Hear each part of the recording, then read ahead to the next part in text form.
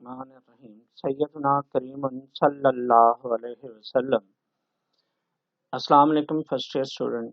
आज हम अपने ऑनलाइन लेक्चर नंबर 9 के साथ जो है वो आपसे मुखातिब हैं। तो चैप्टर नंबर जो 4 हम कर रहे थे उसके एक्सरसाइज को हमने पकड़ा हुआ था। तो आज क्वेश्चंस ऑन लिक्विड में क्वेश्चन नंबर 8 को देखना है, जो हमारे स्मार्ट सिलेबस का हिस्सा है। इसको अगर आप गौर से देखें तो इसमें क्वेश्चन को देखें, जरा क्वेश्चन को पढ़ें, फिर उसके बाद इसके आंसर को भी ढूंढते हैं। देखें क्या लिखा हुआ है। Describe the various forces responsible for keeping the particle together in a following element.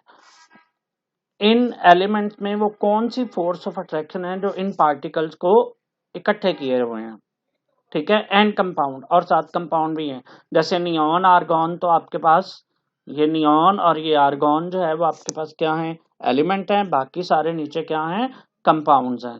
तो अब उसके बाद अगर आप देखें तो इसके अलावा इन फोर्सेस ऑफ अट्रैक्शन का आपने देखना है इफेक्ट क्या है on the physical properties use of the following data below. ये डाटा दिया हुआ है इसमें। देखें नियॉन फार्मूला या सिंबल Ne मॉलिक्यूलर मास 20 और मेल्टिंग पॉइंट जो है वो -248। आर्गॉन का भी -189 और पानी का 0। फिर सोडियम फ्लोराइड का अगर आप देखें तो सोडियम फ्लोराइड का देखें क्या लिखा हुआ है 993 और डायमंड का 33,500, बहुत ज्यादा है। अब इसकी रीजन क्या है, क्वेश्चन नंबर 8 का आंसर साथ ही दिया हुआ है। अगर देखें तो लिखा हुआ है कि neon and argon are noble gases. Noble gas हैं इसलिए इनमें वीक लंडन डिस्पर्शन फोर्सेज होंगी। नोबल गैस का मतलब क्या था, नॉन पोलर मॉलिक्यूल है, नॉन पोलर मोनोटॉमिक मॉलिक्यूल। और ये नॉन पोलर मोनोटॉमिक मॉलिक्यूल जो हैं वो वीक लंडन डिस्पर्शन फोर्सेज रखते हैं। और वीक लंडन डिस्पर्शन फोर्सेज जो है इनके एटम को इतना ज्यादा मजबूती से बाइंड नहीं कर सकते, इसीलिए इनके मेल्टिंग और बॉइलिंग पॉइंट दोनों क्या होते हैं, लो होते हैं। लेकिन आपकी बुक में यहाँ पे हम मेल्टिंग पॉइंट को डिस्कस कर रहे हैं तो आपने सिर्फ मेल्टिंग पॉइंट ही लिखना है कि मेल्टिंग पॉइंट क्या होते हैं, कम होते हैं। But melting point of argon is higher then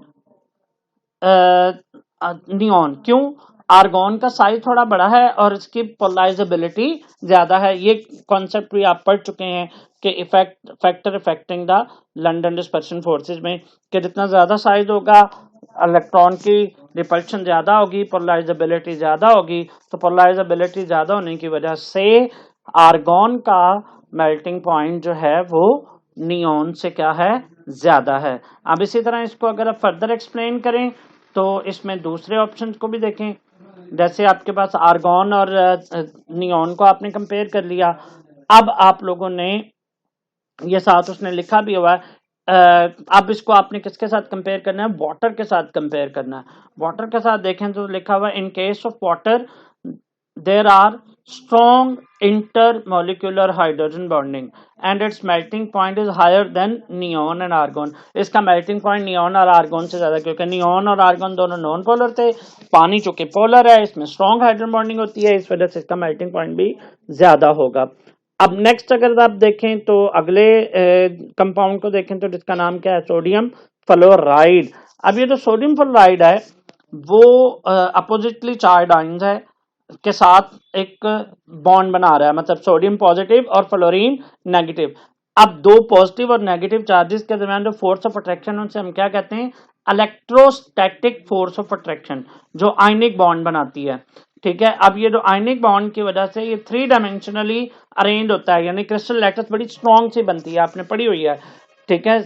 और इसका 3 डायमेंशन जो अरेंजमेंट की वजह से इसकी जो आपस में आयनिक बॉन्ड है वो थोड़ा सा स्ट्रॉन्ग हो जाता है, और स्ट्रॉन्ग होने की वजह से ये सख्त भी होते हैं और इनके मेल्टिंग पॉइंट भी ज्यादा होते हैं। बट लास्ट में अगर आप देखें तो डायमंड के केस में भी लिखा हुआ है कि डायमंड में कार्बन एटम sp3 ओवरलैपिंग से बनते हैं। ये sp3 क्या है, sp3 और sp3 ऑर्बिटल्स हैं, और इनका कॉन्सेप्ट आप चैप्टर नंबर 6 में पढ़ेंगे कि ये sp3 बनते कैसे हैं। इंशाल्लाह इनको हम इंशाल्लाह जिंदगी रही तो लाइव क्लासेस में इसको पढ़ेंगे, जहां पे आप लोग मेरे सामने होंगे और मैं बोर्ड पे आपको करवाऊंगा। ठीक है, तो देखें जो डायमंड है उसमें कार्बन एटम sp3 बॉन्ड बनाते हुए आपस में ओवरलैप करते हैं, और ओवरलैप करने की वजह से इनका बॉन्ड काफी ज्यादा स्ट्रॉन्ग होता है, और इतना ज्यादा स्ट्रॉन्ग होता है कि आयरन इतना सख्त भी है और इसका मेल्टिंग पॉइंट भी बहुत ज्यादा। और देखो आपने टेबल में वैल्यूज में देखा भी हुआ है कि उसकी वैल्यू जो है वो 3350 डिग्री सी के करीब करीब है। तो इसका मतलब ये हुआ कि डायमंड में फोर्स ऑफ अट्रैक्शन सबसे ज्यादा स्ट्रॉन्ग, सोडियम फ्लोराइड में उससे कम, वाटर में उससे कम, और लास्ट में नियॉन और आर्गॉन में सबसे कम होते हैं, इसलिए इनके मेल्टिंग और बॉइलिंग पॉइंट भी कम है नियॉन और आर्गॉन के। लेकिन अगर इनका आपस में कंपैरिजन करें नियॉन और आर्गॉन का, तो उसके लिए मैंने आपको बता दिया कि नियॉन जो है वो छोटे साइज होने की वजह से जो है, जब हम नियॉन और आर्गॉन के जो है वो उसको कंपेयर करते हैं, तो आर्गॉन का साइज बड़ा होने की वजह से इसका मेल्टिंग पॉइंट ज्यादा होगा, क्योंकि इसकी पोलराइजेबिलिटी ज्यादा होगी।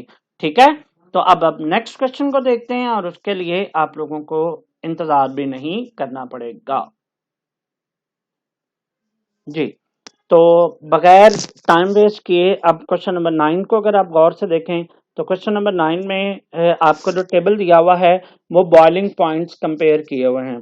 The boiling points of molar mass and molar message of hydrides of different element, मतलब कार्बन, नाइट्रोजन और ऑक्सीजन के हैं। इनमें अगर आप देखें तो इनके बॉइलिंग पॉइंट मीथेन, जैसे कार्बन का हाइड्राइड मीथेन है, और नाइट्रोजन का हाइड्राइड अमोनिया है, पानी का हाइड्राइड जो है वो सॉरी ऑक्सीजन का हाइड्राइड जो है वो पानी है। तो इनके बॉइलिंग पॉइंट केल्विन में दिए हुए हैं 109, 240 एंड 270, 373।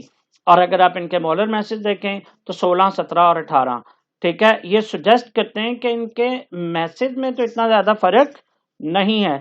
जब इनके मैसेज में इतना ज्यादा फर्क नहीं है तो इनके बॉइलिंग पॉइंट में भी ज्यादा फर्क नहीं होना चाहिए, लेकिन इनके बॉइलिंग पॉइंट में बहुत ज्यादा डिफरेंस है। और उसकी रीजन क्या है? उसकी रीजन सिंपल है, इंटरमोलिक्यूलर फोर्सेस की स्ट्रेंथ। जैसे मिथेन, मिथेन एक नॉन पोलर मॉलिक्यूल है और इसमें वीक लंडन डिस्पर्शन फोर्सेस होती हैं, that's why its boiling point is low. Ammonia and water both are polar molecule, दोनों पोलर हैं और अट्रैक्ट ईच अदर, वो एक दूसरे को अट्रैक्ट करते हैं किसके थ्रू? हाइड्रोजन बॉन्डिंग के थ्रू। जब हाइड्रोजन बॉन्डिंग के थ्रू अट्रैक्ट करते हैं तो इनके ज्यादा इलेक्ट्रोनेगेटिविटी डिफरेंस होने की वजह से पानी के जो बॉइलिंग पॉइंट है वो अमोनिया की निस्बत थोड़ा सा क्या होता है? ज्यादा होता है, क्योंकि पानी में एक मॉलिक्यूल 2 हाइड्रोजन बॉन्ड बना सकता है, लेकिन अमोनिया में एक मॉलिक्यूल 1 हाइड्रोजन बॉन्ड बना सकता है। इसीलिए पानी का बॉइलिंग पॉइंट अमोनिया से क्या होगा? ज्यादा होगा। नो डाउट इनके मैसेज में ज्यादा डिफरेंस नहीं है, लेकिन इनके बॉइलिंग पॉइंट में जो ज्यादा डिफरेंस है वो सिर्फ इनकी इंटर मॉलिक्यूलर फोर्सेस की स्ट्रेंथ के डिफरेंस की वजह से इनके मेल्टिंग और बॉइलिंग पॉइंट क्या हैं? डिफरेंट हैं। आइए अब हम लोग क्वेश्चन नंबर 10 को देखते हैं। अच्छा जी तो स्टूडेंट क्वेश्चन नंबर 10 जो है वो आपके सिलेबस का पार्ट नहीं है, स्मार्ट सिलेबस का। क्वेश्चन नंबर 12 जो है वो आपके स्मार्ट सिलेबस का पार्ट है। तो इसमें आप लोगों ने बड़ा सिंपल सा काम करना है, सीधा सीधा सवाल है, इसका जवाब आप अपनी बुक से भी आसानी से ढूंढ सकते हैं। जैसे how does hydrogen bonding explain the following indicated properties of the substance? Structure of DNA, DNA का स्ट्रक्चर हाइड्रोजन बॉन्डिंग की वजह से होता है, और ये भी मैंने आपको बताया साइटोसिन और गोवानिन के दरमियान, एडेनिन और थायमीन के दरमियान जो हाइड्रोजन बॉन्ड जो सीढ़ियां टाइप बनती हैं डबल हेलिक्स स्ट्रक्चर में डीएनए के, तो आप लोगों ने इनको भी क्लास में पढ़ा हुआ है, और इंशाल्लाह इसको आपको बनाने में कोई इशू नहीं होना चाहिए। अब अगर क्वेश्चन नंबर 12 के सेकंड पार्ट को देखें तो hydrogen bonding in protein, protein में भी ये स्पाइरल जो शेप है वो आपने डिस्कस की हुई है। अगर वो देखें तो ये आपके पास ये नीचे वाला ये वाला जो स्ट्रक्चर है, अगर आप गौर करें तो इस वाले स्ट्रक्चर को आप लोगों ने पढ़ा हुआ है, और इसमें आपने बताया था कि CO जो कार्बोनाइल जो ग्रुप है वो अगर आप देखें तो कार्बोनाइल जो ग्रुप है उसको उसका बॉन्ड हाइड्रोजन बॉन्ड किसके साथ बनता है? NH ग्रुप के साथ।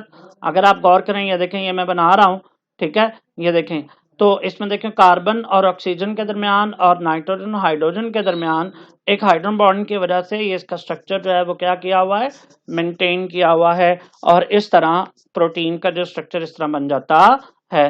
तो नेक्स्ट अगर आप देखना चाहते हैं तो क्वेश्चन नंबर इसी क्वेश्चन का पार्ट नंबर 3 जरा देखें जी। पार्ट नंबर 3 जो है वो क्या है कि formation of ice and lesser density than liquid water.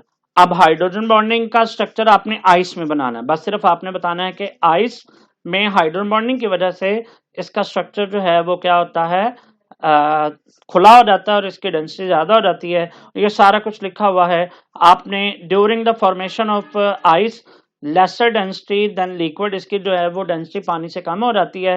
When water is cooled, जब पानी को ठंडा किया जाता है at 0 degree C, 0 degree C पर, तो बर्फ बन जाती है। और बर्फ बनने के दौरान जो है वो पानी के मॉलिक्यूल अरेंज होते हैं। जब अरेंज होते हैं तो उनमें स्पेसिफिक एंगल्स के साथ हाइड्रोजन बॉन्ड बनता है, और वो हाइड्रोजन बॉन्ड इनके मॉलिक्यूल के दरमियान जगह को बढ़ा देता है, और जगह बढ़ती है तो जो है वो उनका वॉल्यूम ज्यादा हो जाता है। वॉल्यूम ज्यादा हो जाता है तो उनकी डेंसिटी कम हो जाती है। जब इनकी डेंसिटी कम होती है तो हम कहते हैं कि पानी, बर्फ जो है वो पानी से क्या हो गई है, हल्की हो गई है। अब अगर आप चौथा क्वेश्चन देखें तो चौथे क्वेश्चन में आपके पास अगर क्वेश्चन की वर्डिंग देखना चाहते हैं तो ऊपर से देख लें क्या लिखा हुआ है क्वेश्चन की वर्डिंग, सॉल्युबिलिटी ऑफ कंपाउंड। और ये भी आपने पढ़ा हुआ है कि ज्यादातर जो कंपाउंड हैं पानी में सॉल्युबल होते हैं ड्यू टू हाइड्रोजन बॉन्डिंग, और इसकी आपने एग्जांपल पेपर में मतलब आपने लेक्चर्स में पढ़ी भी हुई है, तो आप लोग वहां से इसको देख सकते हैं। तो अब ये जो लिक्विड क्रिस्टल का टॉपिक था ये तो आपके स्मार्ट सिलेबस का भी हिस्सा है, तो इसलिए इस क्वेश्चन को भी आपने गौर से देखना, और इसको मैंने आपको एक टेस्ट में दिया भी हुआ था, आपने इसको याद जरूर करना है। Thank you so much. आज के लिए इतना ही रहने दें। अगर आपको कोई मसला हो तो आप मुझसे जो है वो इनबॉक्स में कांटेक्ट कर सकते हैं।